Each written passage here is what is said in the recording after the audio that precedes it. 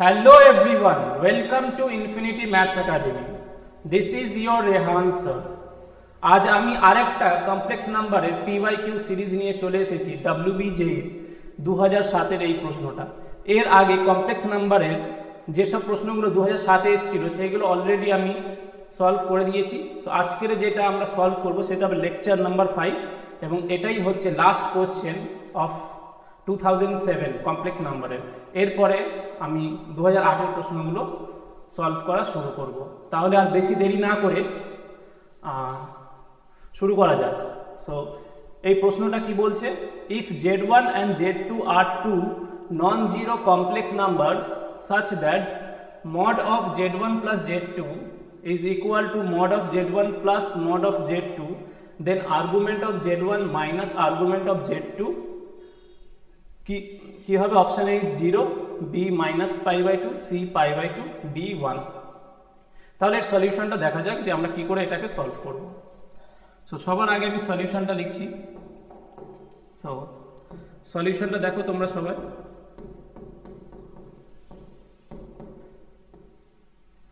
আচ্ছা, কোশ্চেনে কি জানতে চাই, argument of Z1 minus argument of Z2 কত হবে?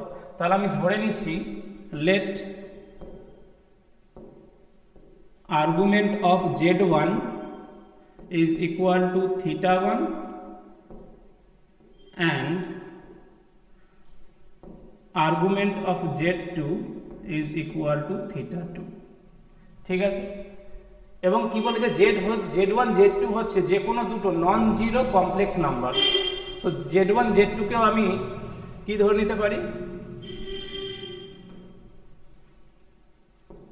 Z1 is equal to x1 plus I y1।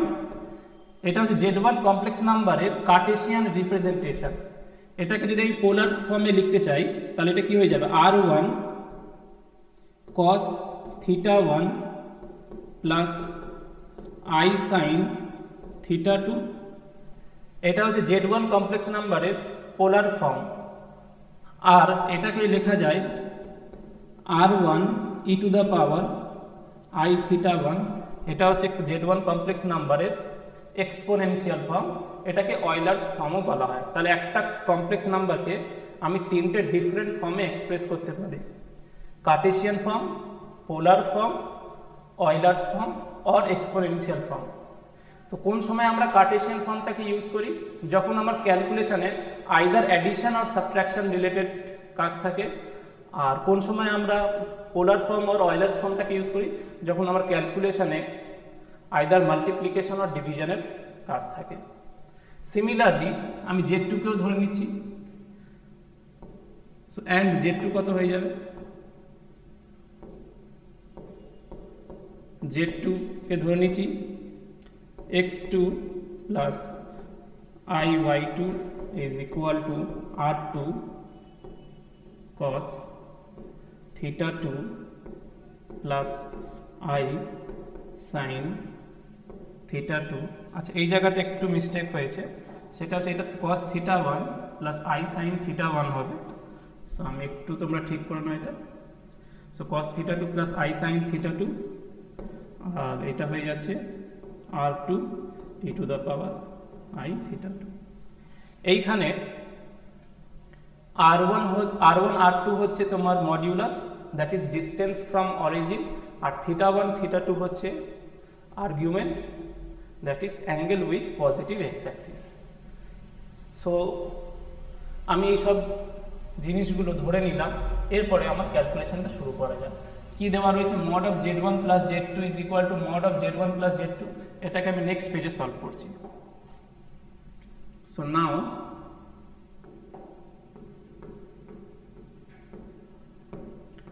mod of Z1 plus Z2 is equal to mod of Z1 plus mod of Z2। এইবারে দেখো, এটাও একটা রিয়েল নাম্বার আর এটাও একটা real number এবং দুজনের সমান। কারণ কোনো কমপ্লেক্স নাম্বারে মডিউলাস নেওয়া মানে কি, সেটা একটা নন নেগেটিভ কোয়ান্টিটি আসবে, that is distance from origin. তাহলে ওই ভ্যালুটা হবে একটা রিয়েল নাম্বার। তাহলে এরা দুজনে যদি সমান হয় তাহলে বোথ সাইডে স্কোয়ার করতে পারি। z1 প্লাস z2 তার স্কোয়ার নিলাম, আর এটা কি হয়ে যাবে mod z1 plus mod z2 তার স্কোয়ার। সো ইন ব্র্যাকেট আমি লিখে দিচ্ছি যে squaring both side, squaring both sides. ঠিক আছে, এইবার এটা কি দেখো mod of z1 plus z2 তার হোল স্কোয়ার, এটাকে কি লেখা যাবে z1 plus z2 into z1 plus z2 তার হোল বার। এখানে বারটা রিপ্রেজেন্ট করছে conjugate of z1 plus z2। একটা কমপ্লেক্স নাম্বার যদি z হয়, z equal to x plus iy, তাহলে তার কনজুগেটটাকে আমরা ডিনোট করি z বার দিয়ে, যেটা হয়ে যাবে x মাইনাস iy। আর এইখানে কি হবে a প্লাস b তার হোল স্কোয়ার, তাহলে এটা কি হয়ে যাবে a square plus b square plus 2ab 2ab। আর এইটা কি করে হলো, এটাকে আমি এখানে মেনশন করি, সিন্স মড z তার স্কোয়ার করলে যা হবে z ইন্টু z বার করলে সেম আনসার আসবে। সো কমপ্লেক্স নাম্বারের আমি মডিউলাস নিই, তারপরে স্কোয়ার করি, অথবা সেই কমপ্লেক্স নাম্বারকে তার কনজুগেট দিয়ে প্রোডাক্ট করে দিই, দুটো কেসেই আনসারটা সেম আসবে। সো এই জায়গাটা দেখো z1 প্লাস z2 তার মডের স্কোয়ার ছিল, তাহলে আমি z1 plus z2 into z1 plus z2 তার হোল বার। এবং এই ফর্মুলাটা আমি যখন থিওরি পড়াবো সেই সময় আরও ভালো করে এক্সপ্লেন করবো এবং এর প্রুফটা দেবো। আচ্ছা, এরপরে z1 plus z2 as it is into z1 bar plus z2 bar. So দুটো কমপ্লেক্স নাম্বারের আগে আমি সাম করি, তারপরে তাদের আমি কনজুগেট নিই, যা হবে সেই দুটো কমপ্লেক্স নাম্বারে প্রথমে আমি কনজুগেট নিলাম, তারপরে অ্যাড করলাম, সেম আনসার আসবে। সো এইটা কি বলছে যে আগে আমি দুটো কমপ্লেক্স নাম্বারকে অ্যাড করেছি, তারপরে কনজুগেট নিয়েছি, আর এইখানে কি প্রথমে কনজুগেট করেছি তারপরে অ্যাড করেছি, এই দুটো ভ্যালু হচ্ছে সেম। ঠিক আছে, এটা হচ্ছে প্রপার্টিজ অফ কনজুগেট। আর এইখানে এটাকে আমি অ্যাজ ইট ইজ এখন রেখে দিচ্ছি। So mod z1 square mod z2 square plus 2 times mod z1 mod z2। এখানে কারণ হিসেবে কি লিখতে পারি, সিন্স এখানে তো অলরেডি বলা রয়েছে z1 z2 যদি দুটো কমপ্লেক্স নাম্বার হয় তাহলে আমি এর কনজুগেটটাকে স্প্লিট করতে পারি। এটা দেখো এখানে হোল বার ছিল, এখানে সেই বারটা ডিস্ট্রিবিউট হয়ে গেছে, স্প্লিট হয়ে গেছে। এরপরে এই প্রোডাক্টটাকে ওপেন করি, z1 z2 bar plus z1 z2 bar. So z1 z1 bar plus z1 z2 bar plus z2 z1 bar plus z2 z2 bar is equal to mod of z1 তার square plus mod of z2 তার whole square plus 2 times mod of z1 mod of z2। এইবারে আবার দেখো z1 into z1 bar. So z into z bar হলে কি হয়, mod of z তার whole square. তাহলে এইটাকে আমি লিখতে পারি z1 whole square, z1 into z1 bar whole square. Similarly z2 into z2 bar, তার এটা প্লাস দিয়ে z2 ইন্টু z2 বার যদি হয় তাহলে এটা হয়ে যাবে mod of z2 তার হোল স্কোয়ার। আর এই যে দুটো ভ্যালুজ রয়েছে এটাকে আমি লিখতে পারি 2 Times of real part of z1 z2 bar is equal to mod z1 তার হোল স্কোয়ার mod z2 তার whole square plus 2 times mod z1 plus mod z2। এইবারে এইটা সমান সমান এই যে বক্সটা সমান সমান কি করে 2 Times real part of z1 z2 বার হলো সেটাকে আমি একটু লিখে করাচ্ছি। সো এই জায়গাটা আমি তার এক্সপ্লেনেশনটা দিচ্ছি। সো এইটা দেখো, যদি কমপ্লেক্স নাম্বারটা z হয়, z যদি যে কোনো কমপ্লেক্স নাম্বার হয়, let's say x plus i হয়, তাহলে এর কনজুগেটটা কত হয়ে যাবে? দেয়ারফর কনজুগেটটা হয়ে যাবে x মাইনাস i হয়। এবং এই দুটোকে যদি আমি অ্যাড করে দিই তাহলে কি হবে? z প্লাস z বার, এটা যদি আমি অ্যাড করি তাহলে plus i by minus i by cancel হয়ে যাবে, তাই x প্লাস x 2x হয়ে যাবে। এবং এটাকে আমি কি লিখতে পারি? 2 into real part of z, এই যে xটা কি রিয়েল পার্ট অফ z, yটা কি imaginary part of z, so 2 Times of real part of z। তাহলে এটা বোঝা গেছে তো? তাহলে একটা কমপ্লেক্স নাম্বারকে তার কনজুগেট দিয়ে যদি আমি অ্যাড করি, একটা কমপ্লেক্স নাম্বারকে যদি তার কনজুগেট দিয়ে অ্যাড করা হয় তাহলে ইমাজিনারি পার্ট দুটো ক্যান্সেল হয়ে যায় এবং যেটা পড়ে থাকে সেটা হচ্ছে 2 Times of real part of that complex number. তাহলে এই জায়গাটা দেখো, এই জায়গাটা কি দেওয়া ছিল? z1 z2 বার প্লাস z2 z1 বার, ঠিক আছে? তো এইটাকে আমি লিখছি z1 z2 বার প্লাস, এইটাকে দেখো আমি এইভাবে লিখছি z1 z2, so z1 bar z2 bar of bar, so conjugate of conjugate, so z1 বার আমি লিখে দিলাম আর z2 কে কি লিখলাম? z2 এর কনজুগেট তার কনজুগেট, তাহলে z2 নিজেই হয়ে যাবে। একটা নাম্বারে, একটা কমপ্লেক্স নাম্বারে যদি আমি কনজুগেট নিই, আবার যদি কনজুগেট নিই, তা 2 টাইমস কনজুগেট নিলে সেই অরিজিনাল কমপ্লেক্স নাম্বারটা ফিরে আসবে। আচ্ছা, এবারে কনজুগেটের প্রপার্টি অনুযায়ী কি জানি? যদি কনজুগেটটা যদি স্প্লিট হয় মাল্টিপ্লিকেশনে তাহলে সেটাকে আমরা মার্জও করতে পারি। তাহলে এই জায়গাটা আমি লিখতে পারি z1 z2 বার তার হোল বার, দেখো এটাকে স্প্লিট করো z1 বার এসে যাবে, আর এটা কি z2 বার হোল বার, কেন অলরেডি একটা কনজুগেট রয়েছে। এইবারে দেখো, আচ্ছা এইটা এইভাবে লিখেছি, তাহলে এটাকে একটু রেকটিফাই করতে হবে। সো z1 z2 বার প্লাস প্লাস z1 বার প্লাস z1, একটু ঠিক করতে হবে আমাকে। সো z1 z2 বার তার হোল বার। তাহলে এই এক্সপ্রেশনটাকে আমি এইভাবে লিখলাম সিম্পলিফাই করে। এইবার এখানে একটা জিনিস নোট করো, সেটা হচ্ছে এইটা কি আমার, এটা হচ্ছে আমার z, আর এইটা কি, এটা হচ্ছে সেই z এর বারটা। এই পুরোটাকে z1 z2 বার, এই পুরোটাকে ভাবো z, z1 z2 বার এটাকে ভাবো z, তাহলে কি z প্লাস z বার।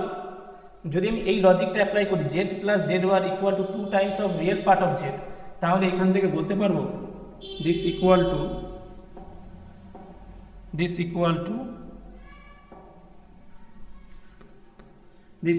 টু এটা আমি এক কাজ করে নিচে লিখি, this equal to 2 Times of real part of z1 z2 বার।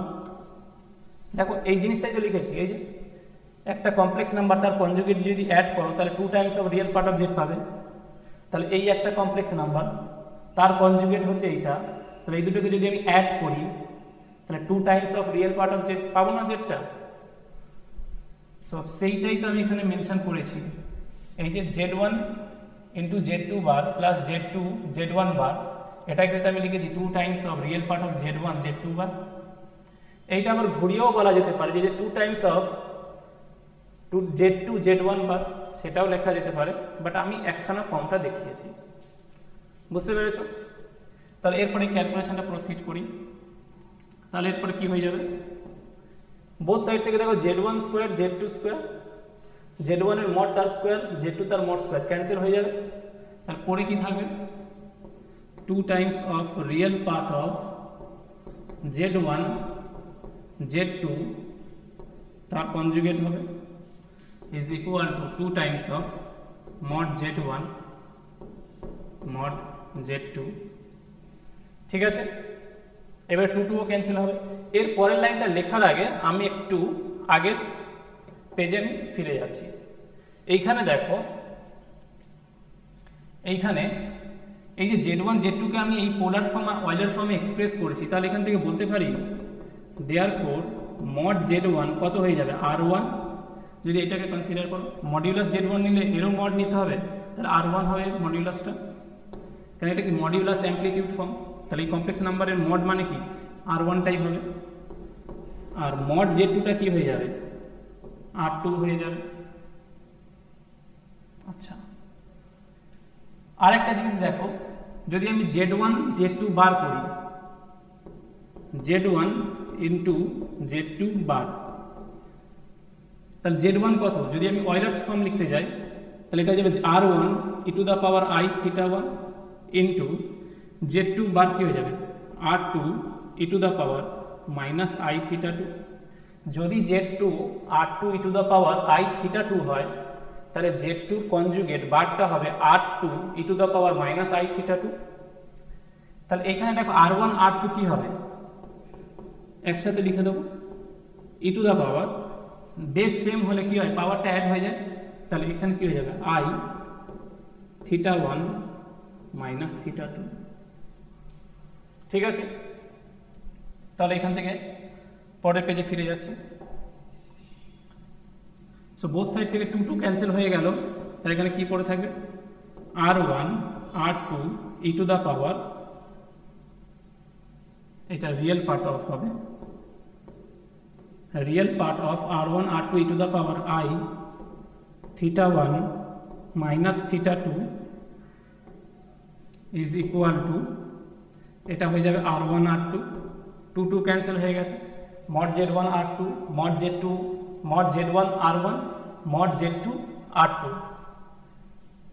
আর এখানে দেখো রিয়েল পার্ট অফ এই ভ্যালুটা বলেছে, সো r1 r2 তো রিয়েল নাম্বার, ওটা প্রোডাক্টে আছে অ্যাজ ইট ইজ বেরিয়ে এলো। এবার e to the power i theta হলে তার রিয়েল পার্ট কত হয়, এখানে দেখো এটা কি হয়ে যাবে cos of theta 1 minus theta 2, আর এটা হয়ে যাচ্ছে r1 r2। এখানে দেখো এটা cos of theta 1 minus theta 2 কেন হলো, সেটা আমি এইখানে মেনশন করে দিচ্ছি। আমরা জানি যে e to the power i theta সমান সমান হয় cos theta plus i sine theta. এটা একটা ফর্মুলা যেটা মনে রাখতে হবে, যে e to the power i theta is equal to cos theta plus i sine theta. তাহলে এখানে রিয়েল পার্ট কোনটা cos থিটা, ইমাজিনারি পার্ট কোনটা সাইন থিটা, তাহলে e to the power i থিটার রিয়েল পার্ট কি হবে cos theta, e to the power i থিটার imaginary part কি হবে sine theta. So therefore real part of E to the power i theta কত হয়ে যাবে cos থিটা। যদি কোশ্চেন পেপারে আমার ইমাজিনারি পার্টের দরকার পড়তো তাহলে লিখতাম imaginary part of E to the power i theta equal to sine theta লিখতাম, বাট এখন আমার রিয়েল পার্টটা দরকার। সো এই জায়গাটা থিটা না হয়ে থিটা 1 মাইনাস থিটা 2 রয়েছে, তাই জন্য আমি cos থিটা 1 মাইনাস থিটা 2 লিখেছি। এবার দেখো কোশ্চেন পেপারেই বলা ছিল যে z1 z2 r2 non zero complex number, তাহলে তাদের মডিউলাসটা জিরো হবে না, তাহলে r1 r2 জিরো হবে না, তাহলে আমি বোথ সাইড থেকে r1 r2 ক্যান্সেল করতে পারি। সো ফাইনালি কি পাচ্ছি cos of theta 1 minus theta 2 is equal two 1। এইবারে বলো কোসাইন cos থিটা কখন 1 হয়, যখন থিটাটা জিরো হয়ে যায়, এবং আমি এইখানে প্রিন্সিপাল আর্গুমেন্টটা কনসিডার করব। সো এখান থেকে বলতে পারি theta 1 minus theta 2 is equal two 0, because আমি প্রিন্সিপাল আর্গুমেন্ট কনসিডার করেছি। প্রিন্সিপাল রেঞ্জ কোনটাকে বলা হয়, যখন আর্গুমেন্টের ভ্যালুটা মাইনাস পাই থেকে প্লাস পাইয়ের মধ্যে লাই করে, তো জিরোটা তো তার মধ্যেই পড়ে যাচ্ছে। এবং থিটা 1 মাইনাস থিটা 2 কি ধরেছিলাম, থিটা 1কে ধরেছিলাম আর্গুমেন্ট অফ z1 আর থিটা 2 কে ধরেছিলাম আর্গুমেন্ট অফ z2, তাহলে এটা বলতে পারি 0 হয়ে যাবে। তাহলে প্রশ্নপত্রে কি চাওয়া হয়েছিল যে if mod of z1 plus z2 is equal to mod of z1 plus mod of z2, then argument of z1 minus argument of z2 কত হবে? তো সেটা হবে 0। তাহলে আমি আমার প্রশ্নে ফিরে আসি। সেখানে দেখো প্রশ্নপত্রে কি চাওয়া হয়েছিল, প্রশ্নপত্রে কি চাওয়া হয়েছিল একবার দেখে নেওয়া যাক। একটু এটাকে নিচে নামাই, তাহলে একটু ছোট করি, জুম ইন করে দিই। দেখো এবার সবাই বুঝতে পারছো কি লেখা রয়েছে? হ্যাঁ, এইবারে বোঝা যাচ্ছে? একটু নিচে নামিয়ে আনতে হবে। আচ্ছা, তাহলে প্রশ্নপত্রে if z1 and z2 are two non-zero complex numbers such that mod of z1 plus z2 is equal to mod of z1 plus mod of z2, then argument of z1 minus argument of z2 কত হবে? তাহলে এখান থেকে কি বুঝতে পারলাম যে এর উত্তরটা কত হবে? আমরা আর্গুমেন্ট কত পেয়েছি? 0 পেয়েছি। তো অপশন এতে 0 আছে, বিতে -π/2, সিতে π/2, ডিতে 1 আছে। তাহলে কারেক্ট অপশন কোনটা হবে? অপশন এ 0। তাহলে এটাই ছিল 2007-এর লাস্ট কমপ্লেক্স নাম্বার। তো 2007-এ কমপ্লেক্স নাম্বার থেকে টোটাল 5টা প্রশ্ন এসেছে। সেই 5টা প্রশ্নে এটা হচ্ছে লাস্ট লেকচার ছিল।